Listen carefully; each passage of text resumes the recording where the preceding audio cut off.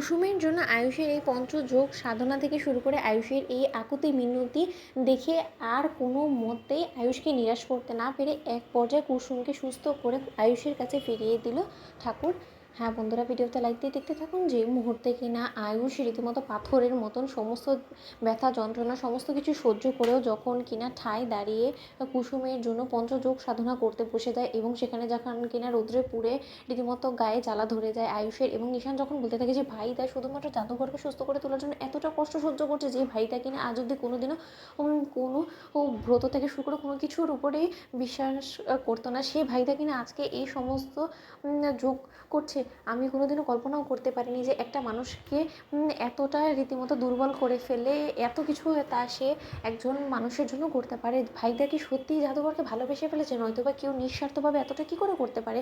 ভাইদার রীতিমতো পায়ে জ্বালা শুরু হয়ে গিয়েছে, নিশ্চয়ই ভাইদের পা পুড়ে গিয়েছে, গা পুড়ছে, তার সত্ত্বেও ভাইদা কোনো মতেই এক বিন্দু নড়চড় করছে না।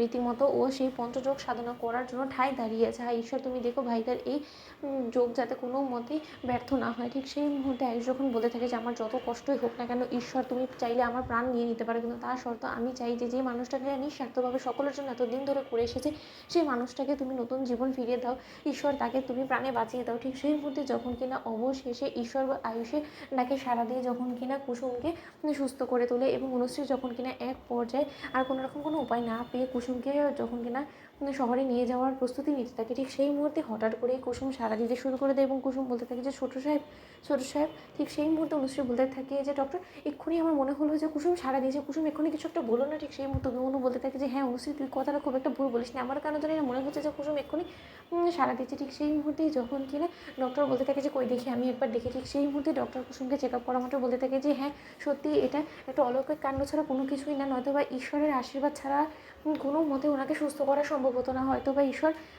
তাকে ডাকে সাড়া দিয়েছে, তার স্বামী এত আকুতি মিনতি করেছে, সেই ডাকে হয়তো বা তার স্ত্রী নতুন জীবন ফিরে পেয়েছে। ঠিক সেই মুহূর্তে যখন কিনা অভিমন্যুকে যখন ডক্টর বলতে থাকে যে অভিমন্যু বাবু, আপনার মেয়ে আবারও আপনার কাছে ফিরে এসেছে, ওকে আর শহরে নেওয়ার কোনো প্রয়োজন নেই। ঠিক সেই মুহূর্তে অভিমন্যু যখন বলতে থাকে যে যা রিপু যা, শীঘ্রই গিয়ে তুই বরঞ্চ সেই মন্দিরে গিয়ে রাজা এবং ভ্যাবলাকে এখানে আনার ব্যবস্থা কর, রাজাকে গিয়ে খবর দে যে ওর স্ত্রীর জ্ঞান ফিরেছে, ওর স্ত্রী সুস্থ হয়ে উঠছে। হ্যাঁ ঈশ্বর, তুমি আমার মেয়েকে আবার আমার কাছে ফিরিয়ে দিয়েছো, আমি তোমার কাছে লাখো কোটি শুক্রিয়া আদায় করি। ঠিক সেই মুহূর্তে যখন কিনা রিভু সেই মন্দিরে ছুটে গিয়ে বলতে থাকে যে পিসি, রাজা এবং ভ্যাবলাকে নিয়ে তোমরা শীঘ্রই বাড়ি ফিরে আসো, ওদিকে তো গৌরীর জ্ঞান ফিরে এসেছে। ঠিক সেই মুহূর্তেই ঈশান যখন বলতে থাকে যে সত্যি বৌদির জ্ঞান ফিরে এসেছে, রিভু আমি এক্ষুনি ভাইদাকে বলছি। ঠিক সেই মুহূর্তে ঈশান ওর ভাইদাকে বলতে যাওয়া মাত্রই আয়ুষ হঠাৎ করে মাটিতে লুটিয়ে জ্ঞান হারিয়ে ফেলে। তো বন্ধুরা লাইক কমেন্ট শেয়ার করে সাবস্ক্রাইব করতে ভুলো না।